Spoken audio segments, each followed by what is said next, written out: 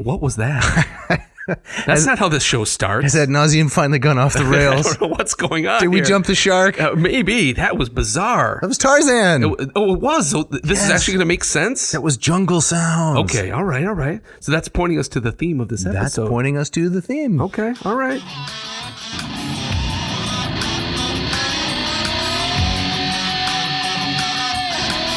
Welcome to the Ad Nauseam podcast, where classical gourmands everywhere can finally get their fill. Join us for a delectable discussion of Greco-Roman civilization stretching from the Minoans and Mycenaeans through the Renaissance and right down to the present. And now, ladies and gentlemen, here are your hosts, Dr. David Noe and Dr. Jeff Winkle.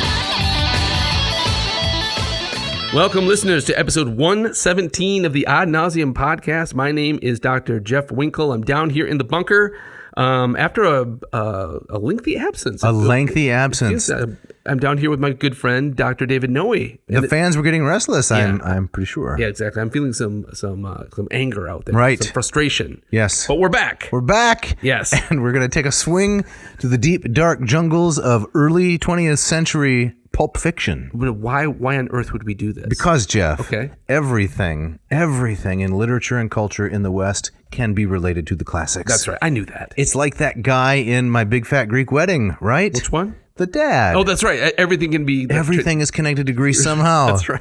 Including Tarzan and tradition. So that was the fabulous Johnny Weissmuller. Oh, right. With his Tarzan yell. Yeah. And did you watch Tarzan as a kid? I never did. What? No, I mean, I saw some of the cartoony, I think, knockoffs. So I think I saw George of the Jungle. Oh, yeah. Which is kind of Tarzan light. Yes. Right. Were you into Tarzan as a kid? Yes, I loved it. Did you really? I read all the books. You did? That's right. I used to swing around in trees, and I thought it was great stuff. Did you get the yell down, the Tarzan yell? I tried it as a kid. Thought I could talk to animals, the whole 9 yards. Man, fantastic. So you're juiced for this one. I am. Okay. Right. And we're walking into perambulating into some potentially dangerous territory. How so? Well, I believe Tarzan has been totally and completely canceled. What? Racism, sexism, misogyny, chauvinism, white supremacy. Wow, the whole 9 yards. He checked all the boxes. He checked all the boxes. But we're going to approach it here this week and perhaps next week if this runs into 2 episodes. Okay. From what I think is a really interesting perspective. Yeah. And the jumping off point is going to be one of my former professors, Dr. Jack Holtsmark, Erling B. Holtsmark. He went by Jack, who was, until his death last summer, the world's leading authority on Tarzan. Is that right? As well as being a classics professor. So not just Tarzan in the classical tradition, he was an expert on Tarzan. Yes, you've heard of the History Channel? Yes, I've heard of it. Yes. Okay. You're not going to say History Channel? History Channel, Thank you. Right. When the History Channel did a story on Edgar Rice Burroughs and the production of Tarzan, Jack Holtsmark is the one whom they interviewed. Is that right? Yes, that's correct. Wow, I have to get a hold of this episode. That's right. Okay. And we're going to get into that and more. Yes. But first, I have to ask, how was Greece? You were the cause for our lengthy absence. I was, yes. Greece was great. Greece was wonderful. It was great to take my family there.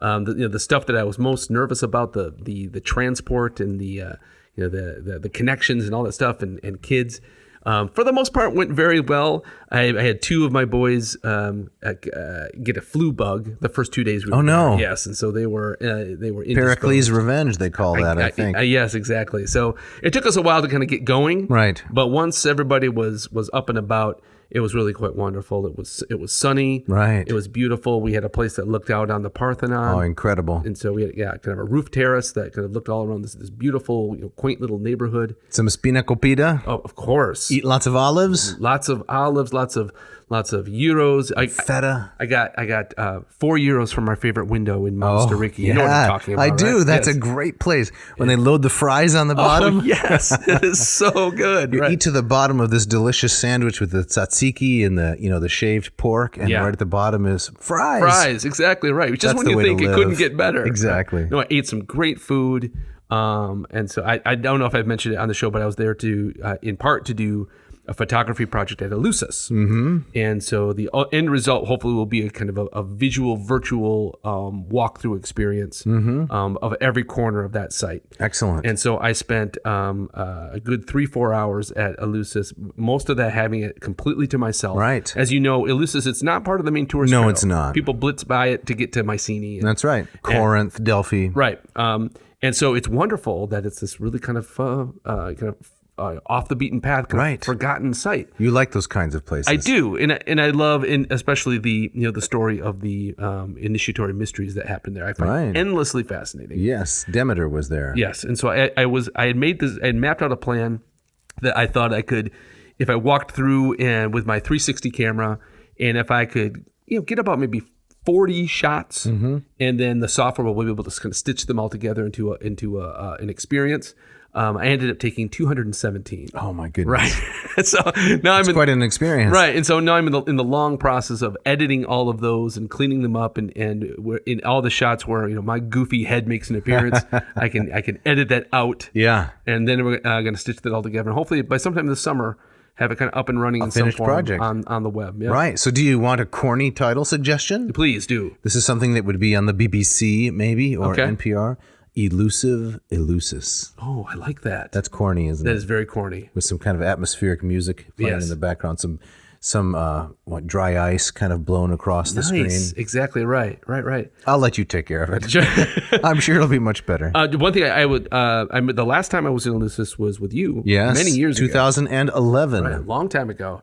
And if you remember, they have that museum at the top of the hill. Yes, I do remember. And it's kind of rinky-dink. Yep. It's kind of a few rooms and stuff just kind of nailed to the wall. Right. They've redone the whole thing. Oh, great. And what's really nice is snack bar? No snack bar. Oh, They're not there yet. I'm out. Right. But what they have is now they have the artifacts arranged as they relate to the different days of the mysteries. Oh. So as you walk through the museum, the lights actually dim. Nice. And it gets darker until you get to the last room where it's in complete darkness. And you get kind of this almost candlelight effect. Clever. It's really, really well done. Yes, thematic. That's nice. And so they've kind of redone that whole museum into an actual kind of walkthrough experience. Wow. And so I was very pleased and surprised to find that. That's excellent to hear. Speaking of walkthrough experience, yes, we have a shout out this week. That's right. And this individual, we might have to dedicate an entire episode just to this gentleman's shout out because we're going to give the folks a highly edited version.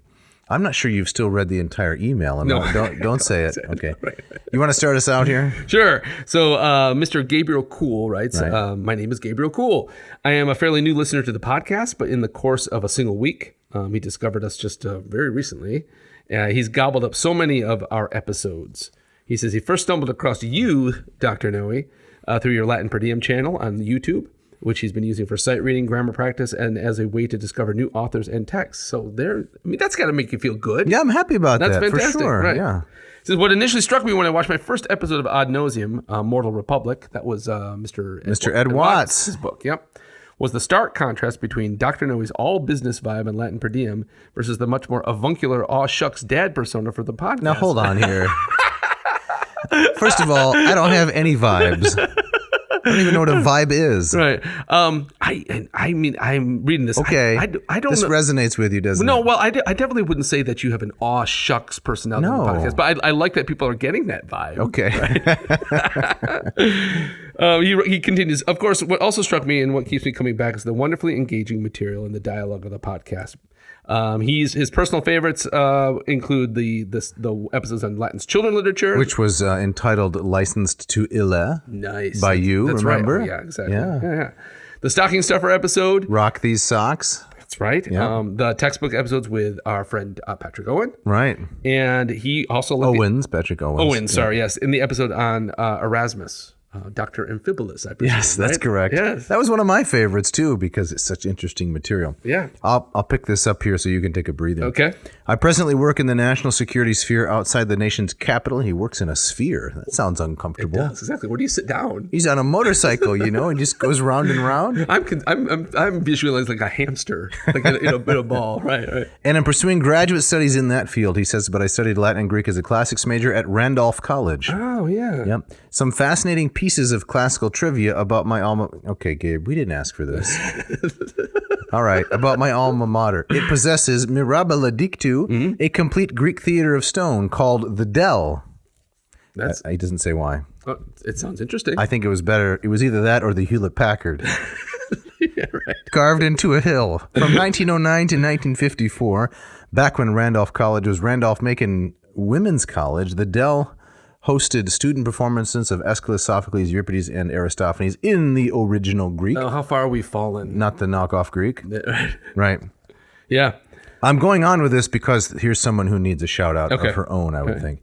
What is more, Dr. Mabel K. Whiteside, or Miss Mabel, led every single one of these productions, successfully produced the entire Oresteia for her retiring year. Wow. That's amazing. That is incredible. Amazing. My advisor, says Mr. Cool, Dr. Amy R. Cohen, revived this tradition in 2000 with a few key changes. Greek was dropped for English. The play became a biennial tradition. All of the performers use Greek theater masks, which we all make by hand, though we do make 3D prints of people's faces, courtesy of the printer Medusa. I don't know what that is, but that's the name of the printer. We're deep in the weeds right, here. Exactly right. All right. Wow, my goodness. He concludes, my last note here will be that during quarantine I attempted to translate Ulysses S. Grant's account of Sherman's march to the sea, as recorded in Grant's memoirs, into classical Latin. That's a valiant attempt. Wow. So one day when my Latin composition skills are more of a match, I will finish that attempt. All right. All right. Thank you for listening, Gabe, very much. We really appreciate you letting us poke some fun at you here and for sending in all this really fascinating material. Good stuff. Thank you very much. All right, so let's dive in. All right. Where do we start? We're going to start here. Tarzan and tradition. This gentleman, Jack Holtsmark. That's right. This is someone you knew. That's right. Right. So this is a part about Tarzan and tradition, and it's partly an homage to my grad school professor, a brilliant man from whom I learned so much. So what I have here in my hands is the eulogy or the obituary for Dr. Holtsmark, and I'd like to read a little bit of that because it explains why we are talking about Tarzan and tradition. And this obit was written by another friend of yours. That's right. My dissertation advisor, Dr. John Finnemore. Right. Mm-hmm. Right. So he says, it is with great sadness that the Department of Classics marks the passing of Erling B. Jack Holtsmark, who died July 17, 2022. Jack received a BA in Greek from the University of California, Berkeley in 1959 and a PhD in classics from there in 1963. He came to teach classics at Iowa in the fall of 1963, and he was department chair from 82 through 93. So I just want to point out the fact that he got his BA in 59, and he completed a PhD 4 years later. Yeah. That's unbelievable. That's rapid pace. That is. This guy was a genius. Yeah. I mean, he was absolutely brilliant.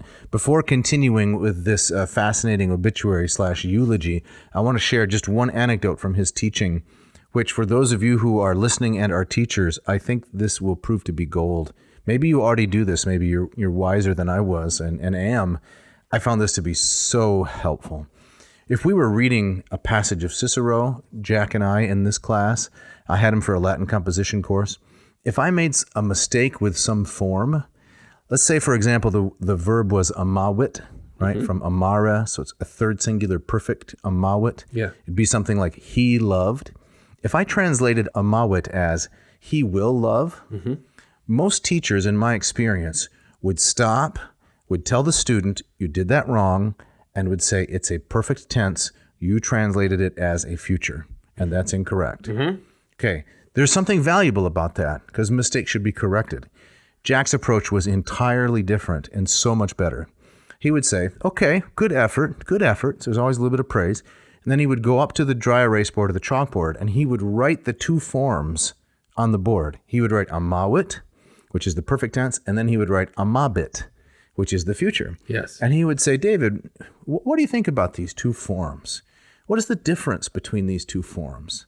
And so instead of just telling me how I was wrong, he recreated, right, for everyone to see the process that took place in my mind. Right? He made an image of what I had done and showed and allowed me to see how I was mistaken. Right. And why that's so brilliant is because really all learning is self-teaching. Yeah, right. And when I see it like that, I'm less likely to make the same mistake a second time. Right. Because the process has been clarified. Yeah. And I find that many teachers, I don't know if they just like being right or it takes too much effort or they've never thought of it. Right. They just correct the student and not give the student the chance to actually reason through the process. Yeah. I've used that 10,000 times since he showed me things like that. That's fantastic. It's just wonderful. Yeah. So he was a natural teacher. Oh, phenomenal. Yeah. Everything was interesting. He loved every subject that he taught. There was no boredom ever. He was always fascinated with the material. That's fantastic. You want to continue on there that Jack published? Please. So Jack published numerous articles over the years on various topics, including on Homer, Aeschylus, Theocritus, Lucretius, and Quintilian. Later in his career, he became interested in contemporary literature and the classics, publishing Tarzan in Tradition, Classical Myth and Popular Literature in 1981. Edgar Rice Burroughs in 1986, and articles on classics and contemporary cinema and on detective fiction. Yeah. So when you had him as a professor, he was kind of he was steeped in this part of his career. And I got to read some of his unpublished detective novels. Oh, really? Yes. That's fantastic. He was also a painter, and he gave me one of his paintings, which is just so precious to me. Yeah. And you know what a still life is, obviously, but still life paintings are usually of things that are really appealing. And not always. I mean, there's a tradition of painting the macabre in still life, but it's usually like a Cezanne painting, which is a bowl of fruit, with peaches, and the colors are all light and airy and lovely and so forth. Yeah. So his still life is 2 onions, 2 robust purple onions. Wow. And it's just quintessential Jack. Hope right? you still have it. I do, of course. Okay. Yes. All It's because he takes something that's a traditional form, right? The still life. Yes. And then gives it a clever and unexpected twist. Right. That's genius. That's great. So it goes on. As chair in classics, Jack worked diligently to increase the number of English language courses at the University of Iowa. Began, publishing the journal Selecta Classica under his leadership, so on and so forth. Jack always lived life to the full. As a teenager in La Jolla, California, he was an avid surfer. When he was teaching at the University of Iowa, he took flying lessons and wrote about his experiences piloting in the book Private License, Private Thing in 1974. Wow. He took me golfing once. Really? Yes, it didn't turn out well. Just you two? Yes, he's a much better golfer than I am. And he had me over to his house one summer to read Euripides' Hecuba together. My goodness. And he's just very generous as a teacher and brilliant. Yeah. Just so sharp. Everything I know. I think he's the one who said, look, if you want to read Greek, you need to read Smythe's Greek grammar every day. Just read a portion. So I started doing that because he told me to. Yeah. And he had a brilliant way about him. That's fantastic. Man, what a life. Yes. Fantastic. Yeah. All right, so let's are we going to dive into Tarzan now? Yes, Tarzan and tradition. We're going to swing through. Okay. And Jeff, we're going to start with a quotation from Rudyard Kipling. Okay. Have you read any Kipling? The Jungle Book, right? Jungle Book. Yep. That's right. Yep. So this is from the Wikipedia page. While Tarzan of the Apes met with some critical success, subsequent books in the series received a cooler reception and have been criticized for being derivative and formulaic. Now, I want the listener to focus on that word formulaic for just a moment, because this is going to become a big part of the theme of Tarzan and of our discussion. Okay. The characters are often said to be two-dimensional, the dialogue wooden, and the storytelling devices, such as excessive reliance on coincidence, strain credulity. We need to focus on that too, because this should start to sound familiar in a minute. According to Rudyard Kipling, who himself wrote stories of a feral child, the Jungle Book's Mowgli, Burroughs wrote Tarzan of the Apes just so he could, quote, find out how bad a book he could write and get away with it. So that's funny. It is. It's funny, but is it fair? Right. That's the question. Right. I was going to say, I mean, if all this is true, what are we even doing here? That's a great question. Okay. Well, I think that the brief of this book that Holtsmark wrote is that it is not true, and that Burroughs is actually a brilliant writer, and that Tarzan is a brilliant, thoroughly Homeric character. Okay. Surprised? Now, do you happen to know from knowing Jack and talking with him, how did he get interested in Tarzan? Like, where did this come from? I think it was a childhood interest. Okay. He grew up in California surfing and watching the movies and so forth. Yeah. But he also had a wonderfully contrarian streak. And, as I read the book, I realized as I read the book, my contrarianism is not as fully developed as it ought to be. There are areas where I'm so contrarian, as you know, but other areas where I have just accepted conventional wisdom pretty much unthinkingly. Right. Jack's not that kind of guy, right? So I think contrarian in the fact that his take is completely different than Mr. Wikipedia's take. That's right. And Rudyard Kipling. But also contrarian in that this is something you would not expect a classicist to do. Exactly. Right. And it's not highbrow. It's not highbrow. Right. And so these are some of the questions I want to get into at the beginning.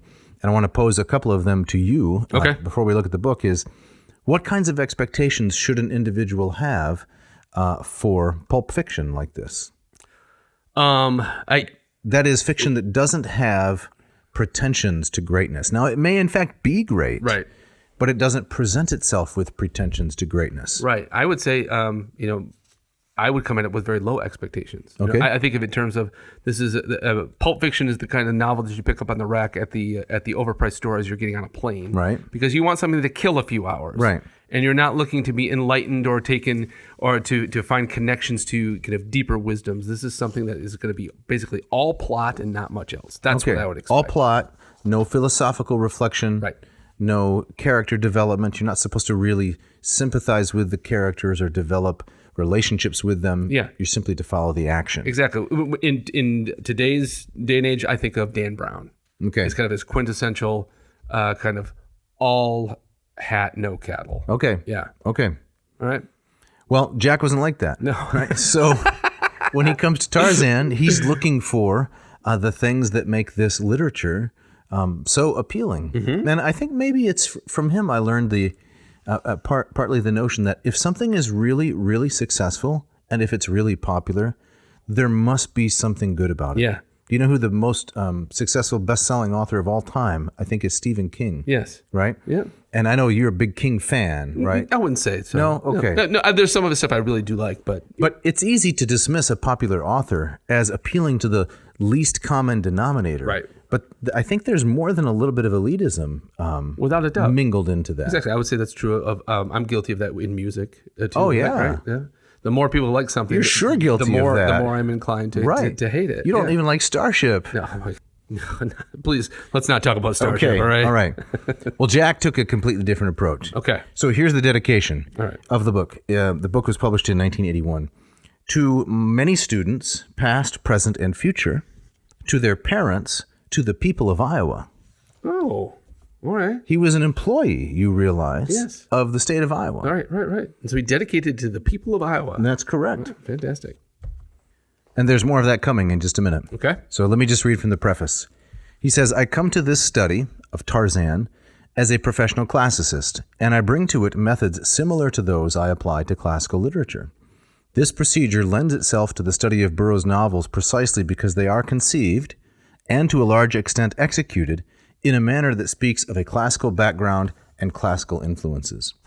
Steering a course somewhere between popularization and scholarship, I shall address myself not only to the classicist, but also to professional and non-professional students of literature.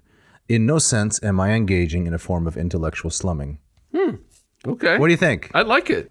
I noticed that in the passages of the book I read, I thought kind of his balance between the scholarly and also writing something that was, for a lay audience was very deft. No condescension. No, not at all. Right. And I think that's a really tough needle to thread. It is a rare skill. Yep. There's more here at the end of the preface. Okay. He says, finally, the people to whom this book is dedicated have earned some recognition. Students often have to work to pay my salary. Their parents almost always do. And the people who pay the Iowa taxman have no choice. These individuals should be thanked for supporting the fine university system of which I am privileged to be a part. They have made this work possible.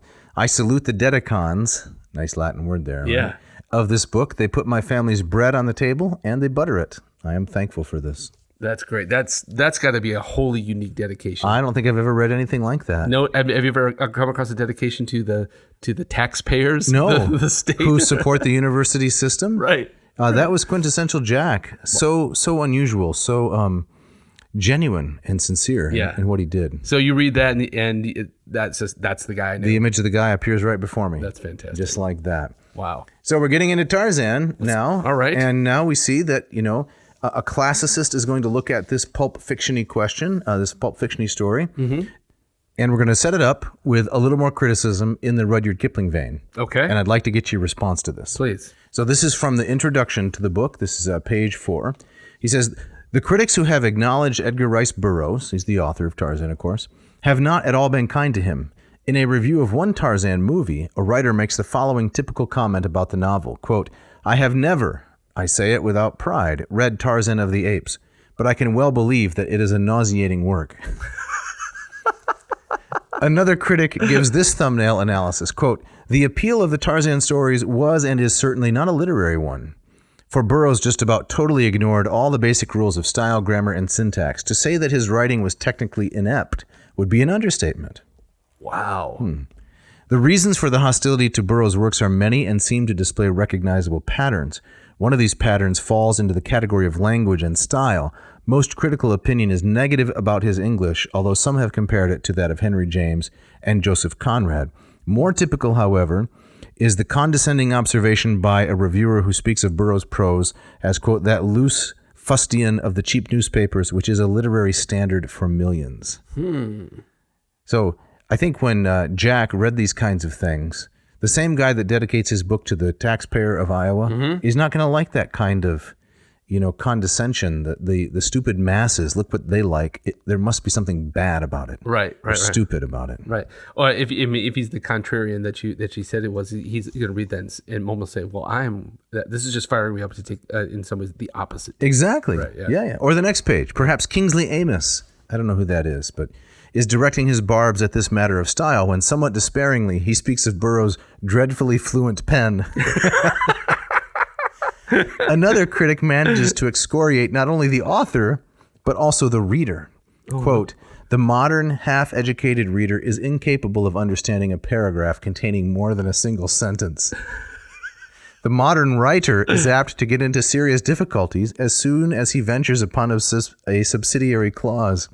Thus, we have two excellent reasons for keeping our paragraphs as short as possible. Mr. Burroughs does this throughout. So what do you think?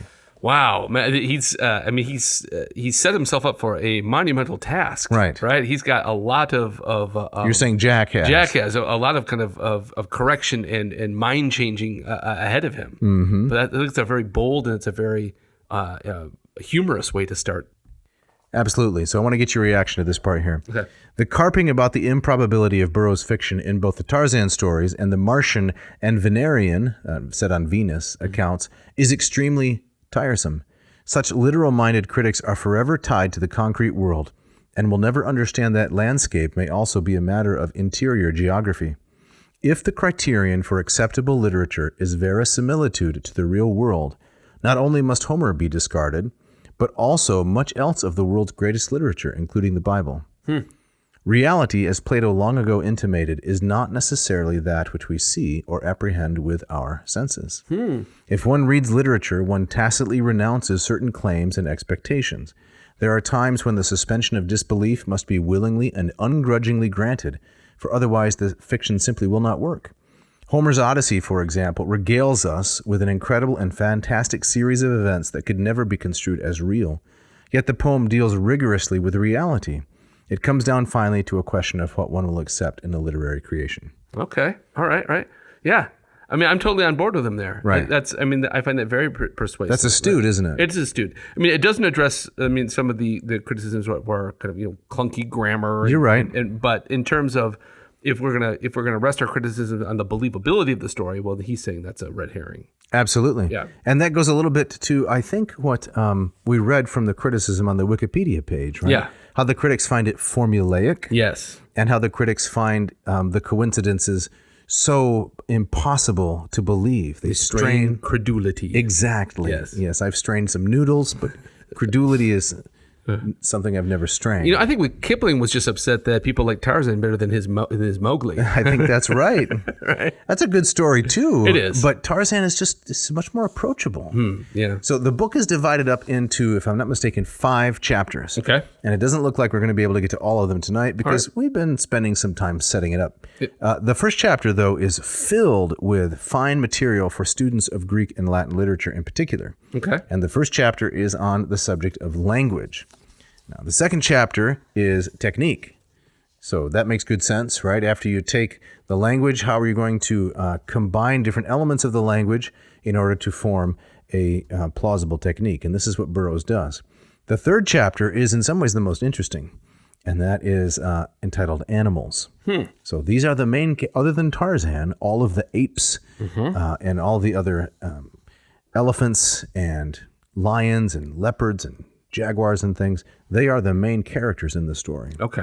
Maybe that's why it's so appealing to kids. I think so. Definitely. That's why I liked it. You didn't seem to like it. It was just, it never, like, I was relying on what my parents would bring home from me, right? And so Tarzan never kind of made it into the house. It was one of those stories that I always knew about. You know the yell, right? But I was reading in the part of the book that I was that I read earlier this week.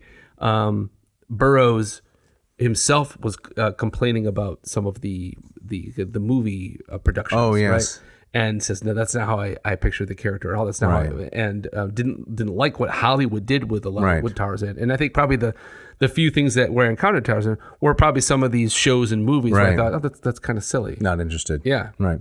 Chapter 4, the hero, right? And that's going to be your time to shine. You think so? Oh, yeah. Okay. Yeah. I'm ready. Okay. And then chapter 5, of course, themes. And I have to say the content of the chapter is far more interesting than the titles. Okay. Yeah. And speaking of interesting titles, is it time? It's time for the ads.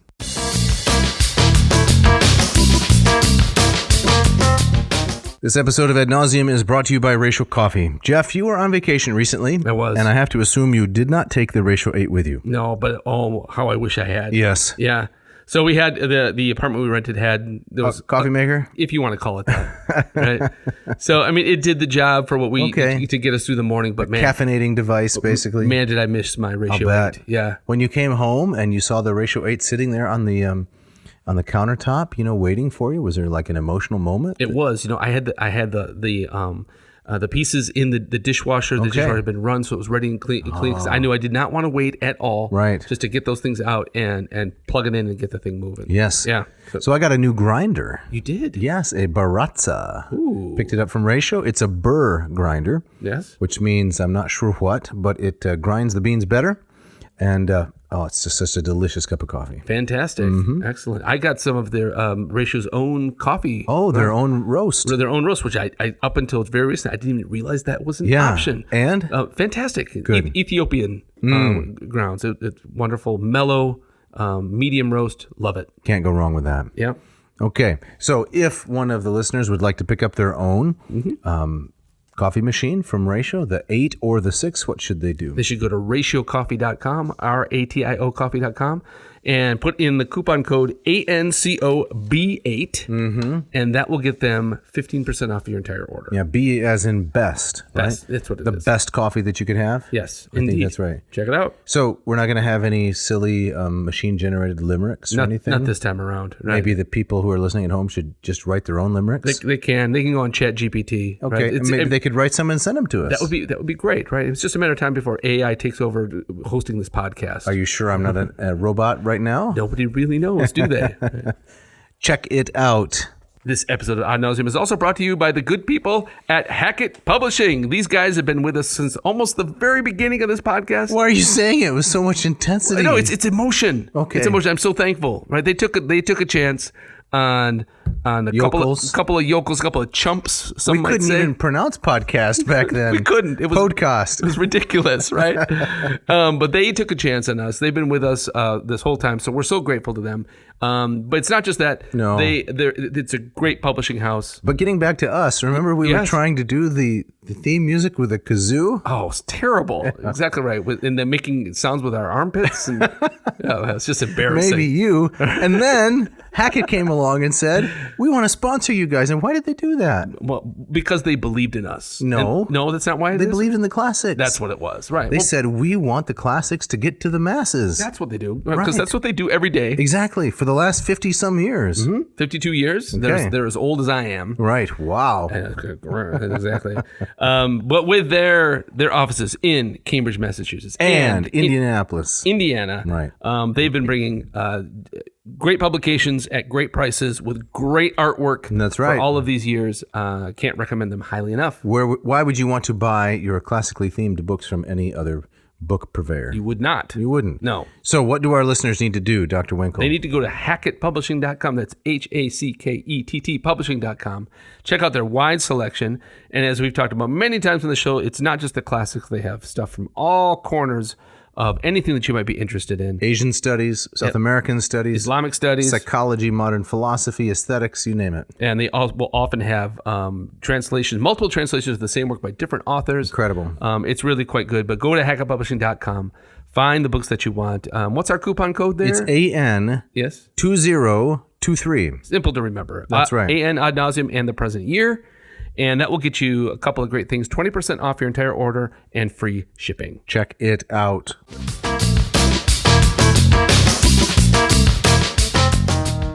All right, Dave, I think the best place to start here would maybe be at the beginning. Yes. All right. And the first chapter is on language. That's correct. I wonder, could you give us kind of a basic overview of what's his main thesis here? Right. So Jack's thesis is that appearances are deceptive. Okay. The kinds of negative and critical comments that Kipling and others have made about Burroughs are actually very superficial. And it's because they don't understand what he's trying to do in the story of Tarzan. Okay. What he's trying to do is to create a world that's a very simple world in its presentation, but it has beneath that simple surface a layered depth. Okay. And I want to read a quote here from page 9. In the last few pages in this chapter on language, Holtsmark has been developing Burroughs' use of the jungle and the highly repetitive descriptions of the jungle's appearance as a means of showing Burroughs' style. Okay. All right. He says, in his use of the jungle as psychological landscape, Burroughs displays the same masterful qualities that Homer, Virgil, and Ovid, especially in the Metamorphoses, do. In their deployment of descriptive passages of nature and the physical surroundings, they comment on or interpret human actions. Indeed, in much of classical literature, one finds this technique exploited to the full, and the above three authors do not exhaust the possibilities. Such descriptive elaborations of locale do not always adumbrate the shadier aspects of human existence and activity, but may equally well elucidate the sunlit world of the untrammeled primitive. Interesting. So he comes right out of the gate swinging. He's comparing Burroughs with Ovid and Virgil and Homer. And the particular use of style Yes. here in the description of the jungle. So maybe we should read a little bit of Burroughs himself. Let's do it. In case not everyone is reading Tarzan these days. Right. Consider the following passage, says Holtsmark. A small natural amphitheater, which the jungle had left free from its entangling vines and creepers, in a hollow among some low hills.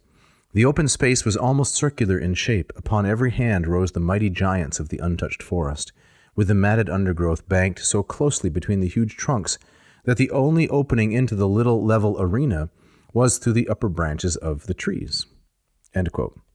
So he says, Burroughs is not, of course, merely describing a physical universe.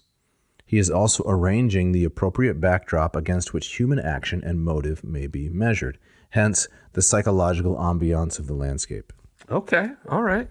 So, right there from that passage, I'm thinking about some of those criticisms about grammar and style. Mm-hmm. I wouldn't. It's not Shakespeare, but that's a wonderful description of it's workable. of a kind of a very specific, unique locale. Yeah. Mm-hmm.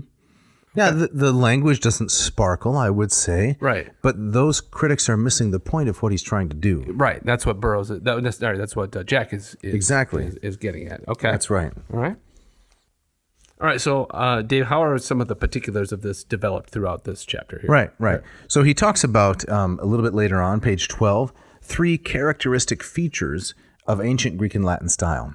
He says they are polarity, chiasmus, and parallelism. And these are all prominent in Burroughs' prose. So let's deal with these one at a time. Okay. Polarity, right? Polarity means recognizing opposites. It's very simple, right? Like tall, short, large, small, hot, cold, so on and so forth. And Holtsmark says the term polarity has begun to take on pejorative connotations as a result of overuse in political contexts. But as a literary term, it refers primarily to the habit of organizing a view of reality into sets of opposites. Mm-hmm. The perception of reality in the necessarily more comprehensive manner of a double point of view is a hallmark of Greek style. In the world of theory, this would be called structuralism. Okay. Right. So yes, you kind of identify and you interpret a work of literature along the lines of the opposites that it sets up. Okay. Yes. Yeah. And this was a point that Holtsmark made repeatedly in the classroom. Students of Greek know that there are these two Greek particles, right? These particles that are monosyllabic. One is men, the mu epsilon nu, and the other is de. And the Greeks of the classical period, they love to sprinkle men and de all over the landscape. True. To create these interesting polarities. Yes. He says the matter under consideration may be trivial. That's an important point. And the polar statement of it may, as a consequence, be little more than the reflex operation of a linguistic pattern. At the same time, 2 points of view are more elucidating, if not always closer to the truth, than one. Polar expressions in a style afford a broader survey and a fuller understanding of the person or event described. And then he gives some examples. To call the human race men and women particularizes the concept and therefore views it with greater immediacy. Right? Okay.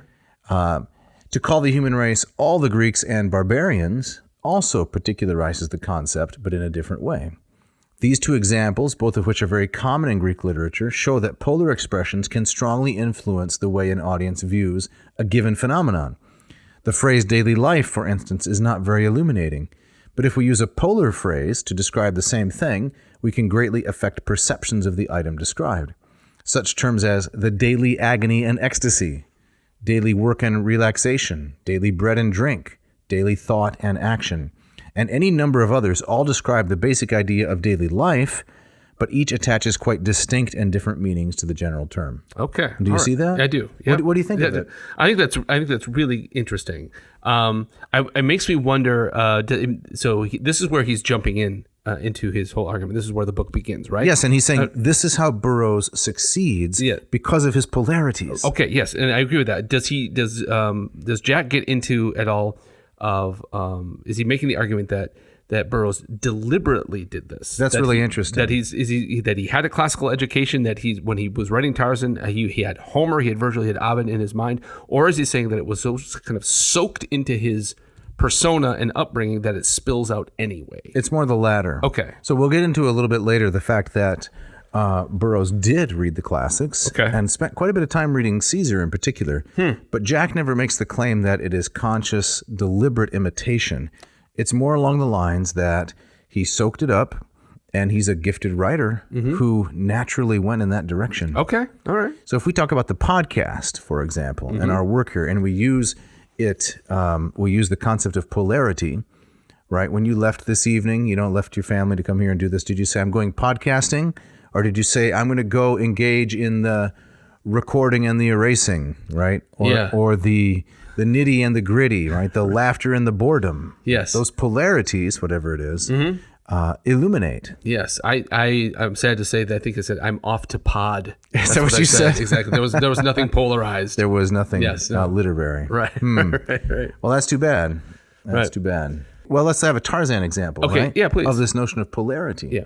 Burroughs delights in the polar view of the world that he creates, and this polar outlook permeates the handling of themes. Tarzan's father, I'm reading here from page 13, John Clayton, receives his commission to go to Africa to untangle a diplomatic difficulty.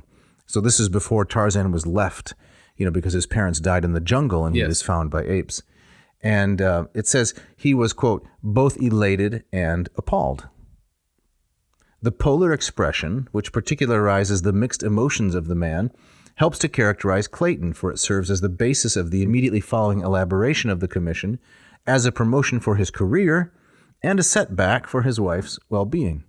And all that's accomplished, right? Yes. By using these polarities. He was both elated and appalled, rather than saying more simply, he had mixed emotions. Right. Or he brooded, or something like that. Yeah. Which would be suggestive, but it wouldn't spell things out in a way that further stimulates our imagination. Good. No, that's right. That's nice. And all of this, of course, underlines the polarized character of Tarzan himself. Exactly. Right? Where does he belong? He doesn't. He doesn't belong, right? He is. I'm going to drop the L word here, but he's liminal, right?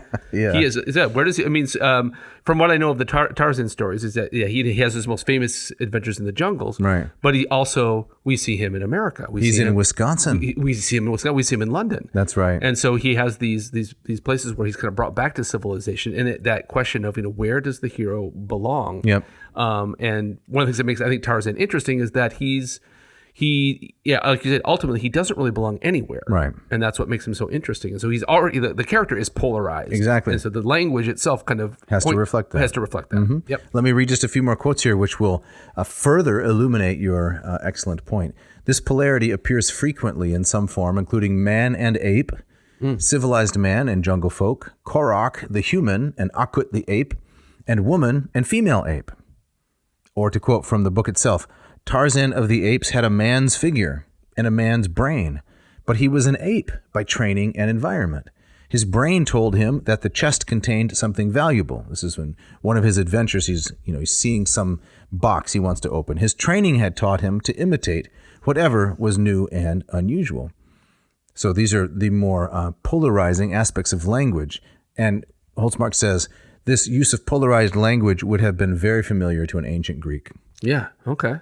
Right. Is he saying that kind of polarized language, that's something that the modern critics did not like? No, they don't like it. They don't. Okay, so they're saying they don't recognize its value. They find it repetitive, and simplistic, clunky. Yes. Okay. All right. And a little bit jarring, right? Yeah. Because it doesn't have the notion of sophisticated. It's not like the 19th century novel, right? If you have read Dickens or Tolstoy or Dostoevsky or Victor Hugo, some of the really great 19th century novels, all of which I love, right? This is very different. Right. But that doesn't mean it's inferior. Right. And that's what Holtzmark's trying to point out. Right. Right. He goes on, he talks about contrasting polarities of dream reality, memory reality, pleasure, sorrow, hunters, tillers, man-made town versus God-made jungle, native versus white, war versus peace, past versus future, so on and so forth. Yeah. So we ready for the second one? Let's do it. All right. So the first one was polarity, A versus not A. Yes. And the second one is? Chiasmus. Chiasmus, which is the order of A, BBA. ABBA, a great Swedish dance pop group. Yeah, I suppose. Yeah, right. Am I supposed to like them? I have to listen to you carefully in order to know what kind of pop music I can like. ABBA's one of those groups that everybody deep down likes, but many people don't admit. They don't want to admit it? Yes. Okay. Right. Chiasmus, the second basic feature of both Greek and Latin style, is more at home in a highly inflected language like Greek or Latin than in less synthetic ones like English. It is, however, found in English too. At its simplest, a chiasmus is an arrangement of 4 words in such a way that A is to B as B is to A. Okay. The A's and the B's may be adjectives, nouns, verbs, words for sitting, standing, doing, or any other set of terms that share some common principle or characteristic. So just to digress for a moment, this is something else that Jack taught me, and it has been extremely useful in my teaching. And I don't know if my students like it, but whenever possible, if there's a complicated clause in Greek or Latin, some complicated syntax, he was always in favor of reducing it to its most simple elements. He would say, let's strip away all the modification, and let's represent this using symbols. So there'd be A, B, C, D, A prime, B prime. It looked mathematical. And so for that reason, some students don't like it. Right. But right. I found it incredibly clarifying in a complicated passage. Yeah. Represent things by symbols, right? You can choose, based on the sounds of the words. You can choose based on the part of speech. You can choose based on the number of syllables, the length of the word. There's just so many different options. Right. So now how does he see... So he's already said that a language like English does not lend itself well to a pattern like a chiasmus. Right. So it's difficult to do. Difficult to do. So how does Burroughs pull this off? Well, here's a great example. Okay. He's talking about Sabor, the lioness, in one of the Tarzan novels. You don't like Sabor? Sabor. You can make fun of it. That's all right. Like a thing of bronze, motionless as death, sat Tarzan. Sabor passed beneath.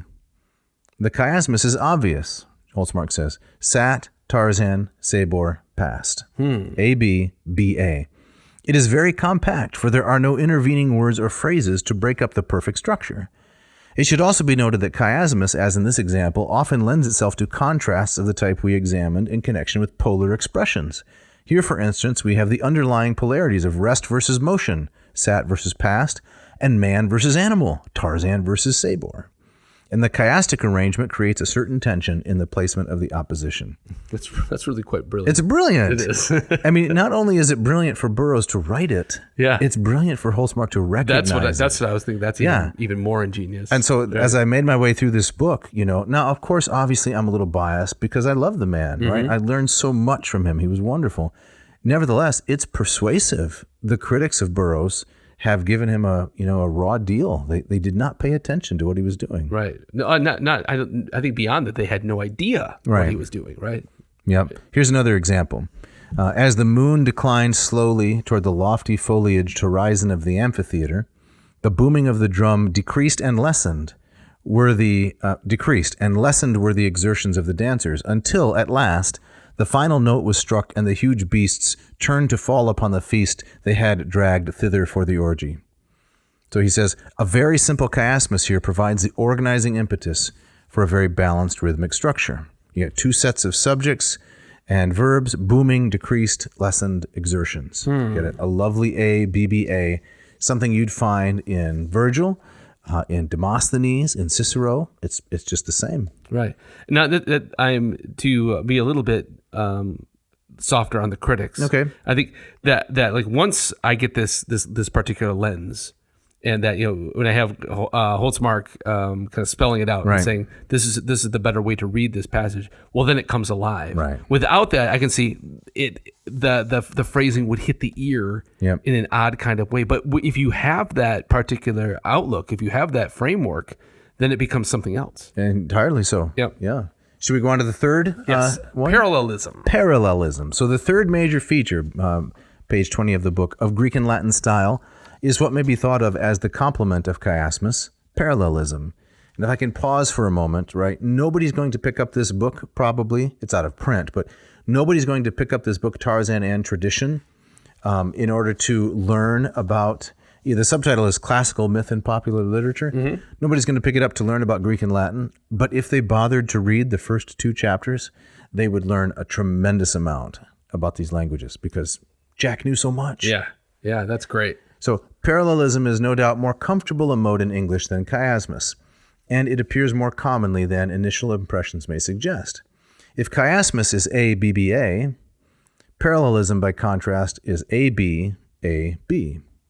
Okay. So here he gives an example from Alexander Pope, All right. right, the English poet, from his work Spring. In spring, the fields, in autumn, hills I love. A, B, A, B. Okay. Yeah, got it. This is quite a common feature in Burroughs, says Holtsmark. Now, does he give corresponding ancient examples of parallelism, or is he not using this to make kind of the classical? You can just assume that because he says it's true. Okay, all right. I was just wondering if It is true. Okay, all right. You're a student of Greek and Latin. You know they love their parallelisms. Yes, right? I was just wondering if he had included like an example from antiquity there. I read every word of the book, and I don't remember seeing an example. All right. Maybe I've missed it. Here is one from the book Tarzan. Okay. The hero kills a lioness, and as a result, saves the life of Jane and his cousin John. Higher crept the steel forearms of the ape man about the back of Sabor's neck. Where's the Okay. Higher, Yeah. A, crept, B. The steel forearms of the ape man, subject with modifiers, C. Weaker and weaker, A, became, B, the verb, C, the lioness's efforts. Got it. Object with modifiers. Got it. Okay. ABC, ABC. Very interesting. You're not persuaded. No, I think am. You got a little bit of skepticism going on there. I like I thought the chiasmus argument was much more powerful. Maybe I just found that just more intriguing. Yeah. Just because it You've changed, always been... because it just changed the way I heard the passage, right? And no, I'm with him. So I'm not doubting Jack's Well, you thesis can at doubt. all. No, this is great. Okay. Yep. How about you read a little bit here of the Tarzan quote? Sure. So Holtsmark sets this up, saying that an interestingly developed sentence occurs here. A young she-ape Tika, pursued by a leopard, is rescued by Tarzan. And so now to Burroughs. And just as Tika sprang for the lower limb of a great tree, and Sheeta rose behind her in a long, sinuous leap, the coils of the ape boy's grass rope shot swiftly through the air, straightening into a long, thin line as the open noose hovered for an instant for an instant above the savage head and the snarling jaws. So what do you think of that as prose? Interesting? It's interesting. I mean, it's very vivid. I can see all of that happening in my mind's eye. Right, spells it out nicely. Right. I mean, again, I wouldn't look at this and say these are great literary pearls. No, but it's very vivid. And I think for the kind of story that Burroughs is trying to tell. Right. It's very, very gripping. It's very, very clear. It's not about the interior. Right. Exactly. And I find so much of criticism that. That almost this idea that the more unclear, the more gray areas that there are, well, then by default that has to be the better prose, right? And so I always appreciate clarity, and that goes for what I'm reading of Burroughs here, but also of Jack's book. Right, like, clarity is a good thing. Absolutely, right. Jeff, can you read a little bit of the interpretation there to put it in the right context? Right. So Holtsmark goes and says the main sentence. The coils, the air, is comfortably tucked in between two surrounding subordinations that are of approximately equal length.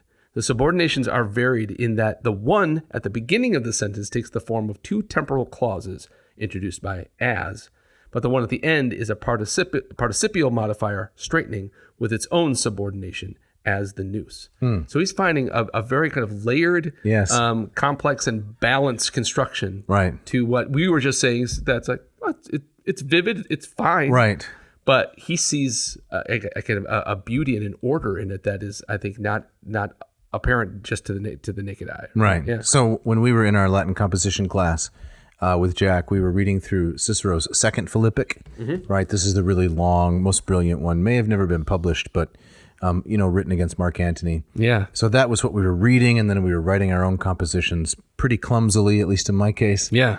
And Jack would say, when we'd say to him, how are we going to really learn this material? And he would say, well, go home this evening, right, when you're done with your classes, and instead of watching something on television, take out a large sheet of paper and try to write out the entire sentence and diagram it. He said it doesn't have to be, a technically accurate diagram. Just show the relationships between the words and draw pictures and so forth.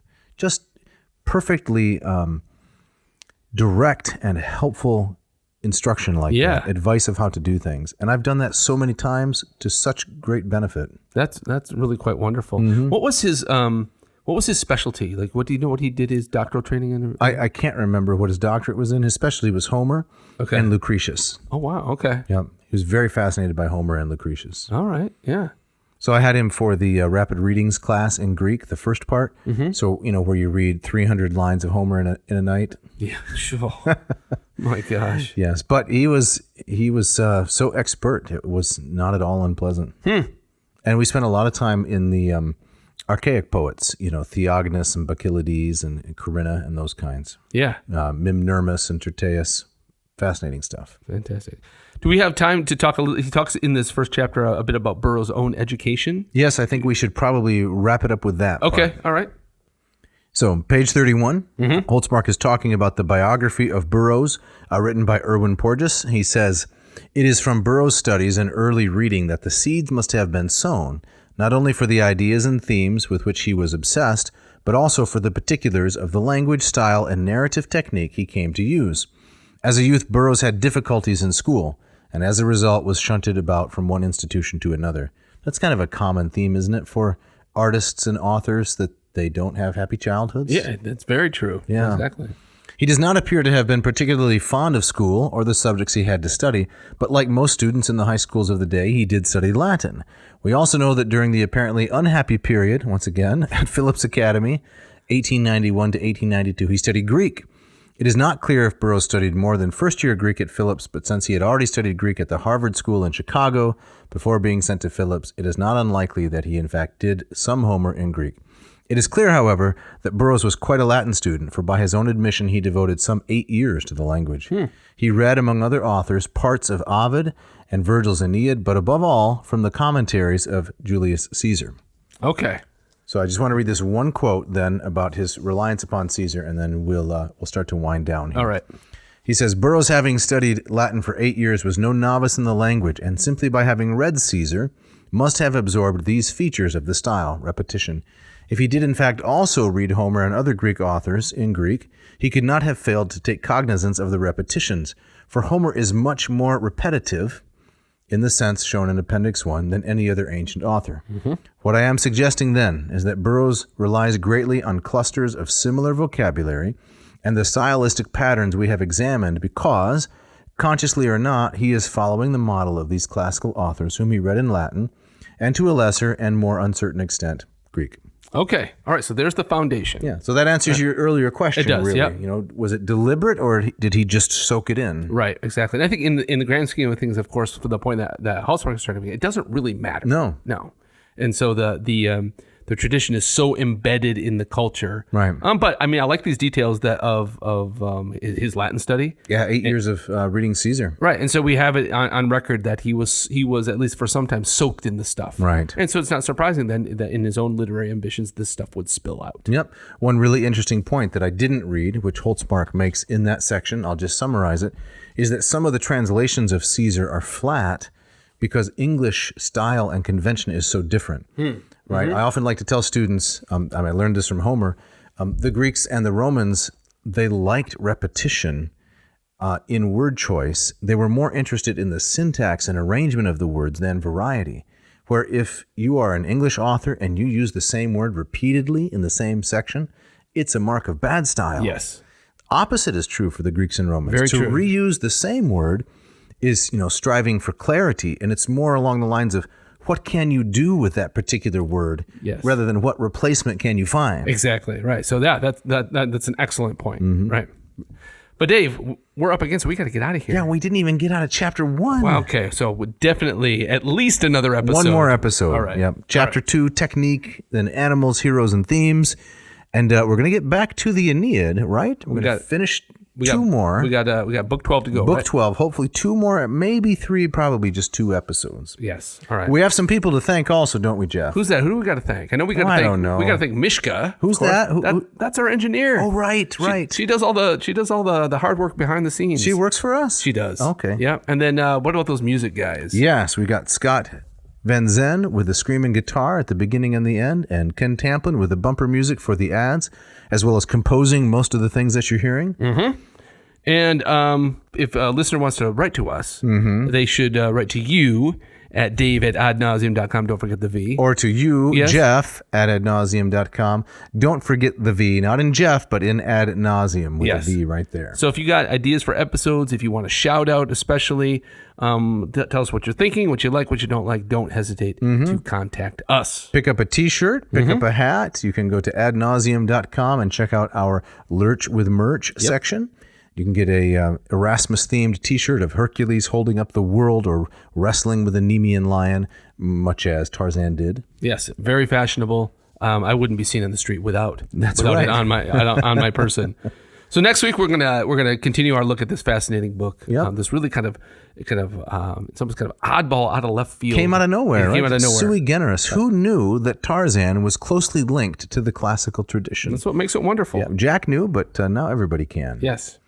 And do you want me to talk about some of my course offerings? Oh, of course. Yes. Tell us about your Greek and Latin courses. Yes. So we are going to offer a sale on the Moss Method for Greek, May 1, 2, and 3. We're going to offer 20% off. We've never done that. Fantastic. 20% off mossmethod.com if you want to learn to read Greek with me. And also if you want to learn Latin, we're offering 20% off the Lingua Latina Per Se Illustrata course that's based on Hans Orberg's famous text, Familia Romana. All right. You want to say a little bit what's contained in those courses? Oh, well, there's just so much. Yep. For the Moss, it takes you right into reading actual Greek, very lightly doctored from the very beginning. And the first module has 40 lessons with explanatory videos, as well as extensive interaction with me as your teacher. Expert, self-paced, accessible. The Latin course is also a video-based course that features interaction with me as the instructor. And it will take you from the ground up so that you can start speaking Latin, reading Latin, and writing Latin from the very first lesson. And where can they find these on the internet? They can Right. They go to mossmethod.com or latinperdiem.com/LLPSI. Fantastic. So I think we're ready for it now, Jeff. Yes. And you have the gustatory parting shot, do you not? I do, and this comes from one of my all-time favorites, I Mr. Jim know. Gaffigan. I heard this quote live in one of his Yes. sets. Right, it's now also in his book called "Food: A Love Story." And here's the quote: "I love the phrase, 'I have a sweet tooth.' I always want to say, you're ordering it for your tooth? That's interesting, because it's going straight to your butt. I think your butt owes your tooth an explanation." Thanks for listening. Thanks.